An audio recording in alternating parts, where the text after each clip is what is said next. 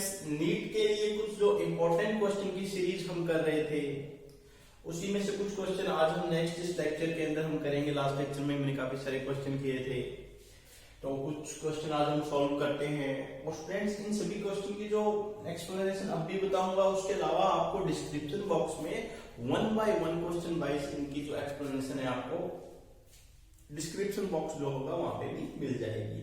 So students, channel को subscribe करें, share करें और क्वेश्चन को अच्छे से देखें। तो फर्स्ट क्वेश्चन जो है, transgenic bacteria perform services in the field of. Transgenic bacteria जो होती है वो अपनी सर्विसेज किस फील्ड में करती है? जो ऑप्शन अपने को स्टूडेंट्स यहाँ पे दिए हुए हैं वो है केमिकल प्रोडक्शन, दूसरा है bio remediation, mineral processing and all of the above. So students, ज्यादा इसमें आपको कंफ्यूज होने की जरूरत ही नहीं है, क्योंकि जो ट्रांसजेनिक बैक्टीरिया होते हैं वो केमिकल प्रोडक्शन में भी यूजफुल होते हैं, मिनरल प्रोसेसिंग में भी होते हैं, बायो रेमिडिएशन में भी यूज होते हैं। बायो रेमिडिएशन जो होते हैं उसमें भी यूज होते हैं। तो ये सारे जो प्रोसेस है, ये इसका आंसर कौन सा आएगा students? All of the above. कौन सा है? All of the above. दूसरा क्वेश्चन है students, which of the following compound has very important role in the prebiotic evolution. Prebiotic evolution में जब बायोटिक कंपोनेंट बनने से पहले जब इवोल्यूशन शुरू हुआ है, तो इनमें से कौन सा जो यहाँ पे कंपाउंड दिया हुआ है ये प्रेजेंट था या उस प्रीबायोटिक इवोल्यूशन में इसका रोल था? सो स्टूडेंट्स, जब हम अर्ली अर्थ की बात करते हैं, ओरिजिन ऑफ लाइफ की बात करते हैं, अलग अलग थ्योरीज पढ़ते हैं, तो वहां पे हम बात करते हैं वाटर वेपर्स की, अमोनिया की, मीथेन की। तो यहाँ पे ऑप्शन देखिएगा, वाटर वेपर नहीं दिया हुआ, अमोनिया नहीं दिया हुआ, क्या दिया हुआ है? मीथेन। तो इसका आंसर क्या आएगा? मीथेन। क्योंकि शुरू की जो अर्ली लाइफ थी तो वहां पे क्या प्रेजेंट थी? मीथेन प्रेजेंट थी, वाटर वेपर प्रेजेंट थे और अमोनिया प्रेजेंट थी। तो यहाँ पे आंसर इसका क्या आएगा students? Methane, CH4। The idea of survival of fittest was propounded bye. ये बहुत इंपॉर्टेंट क्वेश्चन है स्टूडेंट्स। नीट में या कोई भी कॉम्पिटिटिव एग्जाम में गलती हम कहां पे करते हैं? गलती हम करते हैं, हम बहुत जल्दी इजी क्वेश्चन को बहुत जल्दी से गलत करके आ जाते हैं, उसको पक्का हम गलत कर देते हैं। जैसे इस क्वेश्चन को देखते ही, the idea of survival of the fittest was propounded by, हम कहेंगे डार्विन, क्योंकि डार्विन थ्योरी ऑफ इवोल्यूशन ही उसके अंदर लिखा हुआ था फिटेस्ट विल सर्वाइव। ठीक है, तो हमारे दिमाग में क्या आ गया? डार्विन, इतना देखने की जरूरत ही नहीं है, उठा के हमने डार्विन लगा दिया। बट स्टूडेंट्स, इसका आंसर डार्विन नहीं है। अगर हम सर्वाइवल ऑफ द फिटेस्ट के बारे में सबसे पहले किसी ने बात की थी तो वो थे हर्बर्ट स्पेंसर। सबसे पहले किसने कहा था? हर्बर्ट स्पेंसर ने। इसलिए आपको अच्छे से पढ़ना है क्वेश्चन को। फर्स्ट टाइम किसने बताया था? शुरू में जो इसका जो क्लू था या किसकी ये थॉट थी भी, ये जो सर्वाइवल ऑफ फिटेस्ट की जो थॉट थी वो शुरू में किसकी थी? हर्बर्ट स्पेंसर की थी। हम यहीं पे गलती कर देते हैं, वो हमने नहीं करनी है। तो इसका आंसर क्या आएगा? स्पेंसर, डी ऑप्शन आएगा इसका। Next question students, out of the following which is not a vestigial organ. इनमें से वेस्टिजियल ऑर्गन कौन सा नहीं है? तो स्टूडेंट्स, वेस्टिजियल ऑर्गन कौन से होते हैं? जो हमारे बॉडी में हो बट कोई काम न हो, उनका हमारे लिए कोई यूजफुल ना हो, वैसे ही है, वो सारे क्या होते हैं? वेस्टिजियल ऑर्गन है। Appendix, wisdom teeth, nictitating membrane. ठीक है, तो ये तीनों के तीनों स्टूडेंट्स। और ये क्या? ईयर पिना। तो ईयर पिना में हमारी बॉडी में काम है, साउंड कलेक्शन का काम कर रहा है, साउंड कलेक्ट कर रहा है। तो इनमें से कौन सा, अगर ये वर्क कर रहा है तो वो वेस्टिजियल नहीं है। तो इसका आंसर क्या आएगा? ईयर पिना, एक्सटर्नल ईयर पिना जो होता है।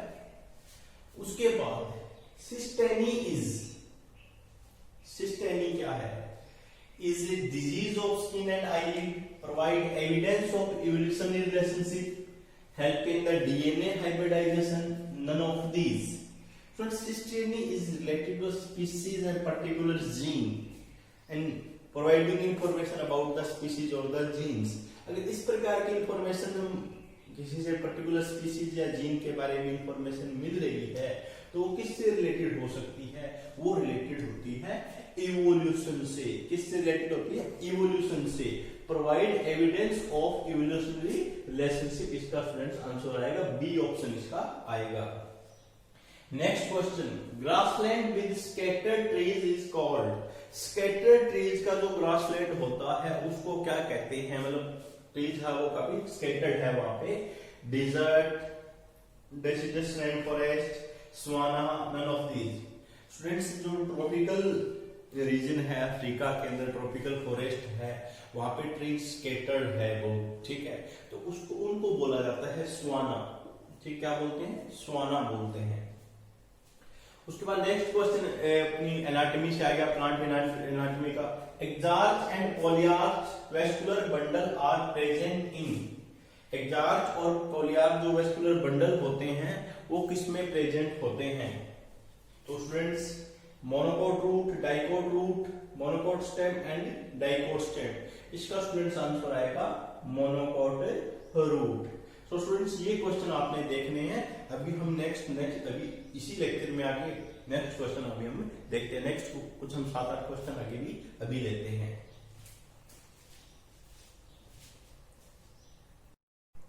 सो स्टूडेंट्स अपना नेक्स्ट क्वेश्चन है, विच of the following develops nodules on the surface of leaf and fixed nitrogen.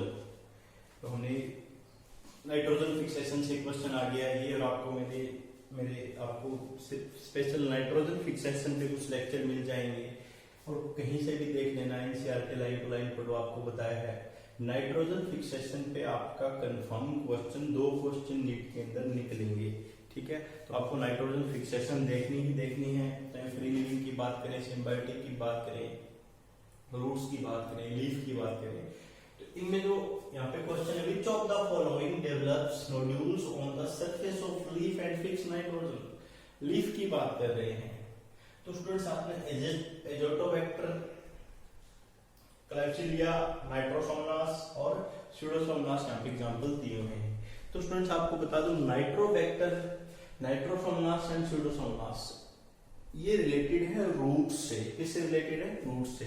यहाँ पे क्या लिखा हुआ है? लीफ लिखा हुआ है, तो ये तीनों तो रूट से रिलेटेड है। तो आंसर क्या है इसका? क्लैप्सिडिया। क्लैप्सिडिया जो होता है ये लीफ के ऊपर नोड्यूल फॉर्मेशन करवाने में हेल्प करता है, और फिर क्या करता है? नाइट्रोजन को फिक्स करता है। और ये सारे कहां पे करवाते हैं? रूट्स के अंदर। Next question, who for the first time used and defined the term molecular biology in the 1950। 1950 में सबसे पहले मतलब फर्स्ट टाइम मोलिकुलर बायोलॉजी की जो टर्म थी, ये जो साइंटिस्ट दिए हुए हैं नेम, इनमें से किसने दी थी? तो यहाँ पे नाम दिया हुआ है वाटसन एंड क्रिक का, बहुत फेमस साइंटिस्ट है, याद होगा, डीएनए का मॉडल बनाया। होली एंड डनियलबर्ग, W T Astbury and the Hargobind Khorana Indian scientist है, बहुत फेमस थे ये भी। तो अगर हम मॉलिक्यूलर बायोलॉजी फर्स्ट टाइम 1950 की बात करें स्टूडेंट्स, ये है डब्ल्यूटी एस्टब्रे। कौन है? डब्ल्यूटी एस्टब्रे ने फर्स्ट टाइम एक नाम दी थी, डिफाइन की इसको। Carbon monoxide is pollutant because it. Carbon monoxide क्या है? एक पॉल्यूटेंट है, ये क्यों है? तो स्टूडेंट्स यहाँ पे कुछ ऑप्शन शायद कुछ गलत हो गए हैं यहाँ पे। Monoxide pollutant because it inhibit digestion, ये प्लेन एरियाज, हिली एरियाज, ये कुछ ऑप्शन अपने से गलत लिखे गए हैं। ये ऑप्शन देख लेते हैं कौन से हैं। थोड़ी सी मिस्टेक हो गई है, इसके लिए आपको सॉरी स्टूडेंट्स। इसके ऑप्शन जो दिए होंगे उसमें स्टूडेंट्स उसका आंसर जो आएगा कार्बन डाइऑक्साइड वाला का, एस्पिराइडिक डिजीज होता है। कौन सा?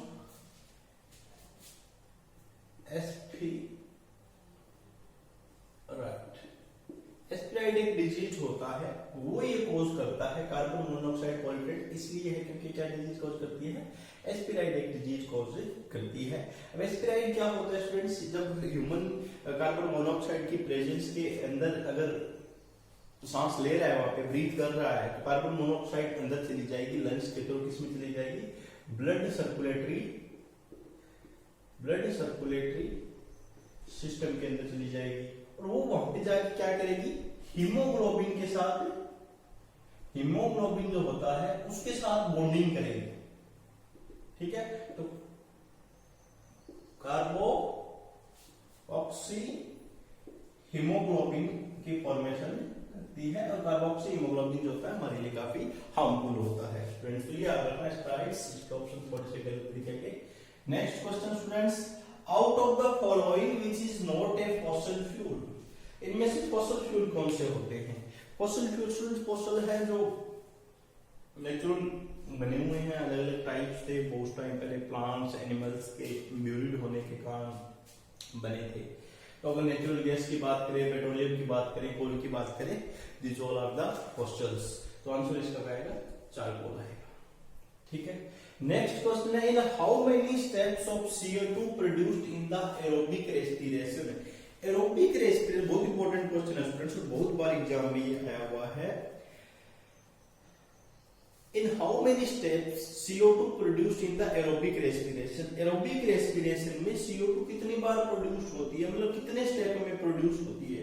तो स्टूडेंट्स इसका जो आंसर आएगा वो आएगा क्या है, 3 टाइम्स ये प्रोड्यूस होती है। कितने टाइम्स प्रोड्यूस होती है, 3 टाइम्स। 3 टाइम्स कब होती है स्टूडेंट्स, एक तो जो एसिटाइल CoA फॉर्मेशन होती है उसके दौरान, दूसरा जब क्रेब्स साइकिल में ग्लूटामिक एसिड की फॉर्मेशन हो रही है उसके दौरान, और तीसरा जब सक्सीनिक एसिड की फॉर्मेशन हो रही है क्रेब्स साइकिल में ही, ठीक है, उसके दौरान, ठीक है। एसिटाइल CoA और दूसरा ग्लूटामिक एसिड और तीसरा सक्सीनिक एसिड की जब फॉर्मेशन हो रही है क्रेब्स साइकिल में, मतलब 2 बार तो क्रेब्स साइकिल में हो रही है, एक एसिटाइल एंजाइम की फॉर्मेशन हो रही है, वहां पे ये 3 स्टेप के अंदर प्रोड्यूस होती है। तो इसका आंसर C आएगा स्टूडेंट्स, ठीक है स्टूडेंट्स। नेक्स्ट लेक्चर में हम देखेंगे नेक्स्ट क्वेश्चन जो इंपॉर्टेंट होंगे नीट के लिए। ये क्वेश्चन आपने अच्छे से स्टडी करने हैं, आपको डिस्क्रिप्शन बॉक्स में इनकी पूरी एक्सप्लेनेशन भी मिल जाएगी। Okay students, thank you.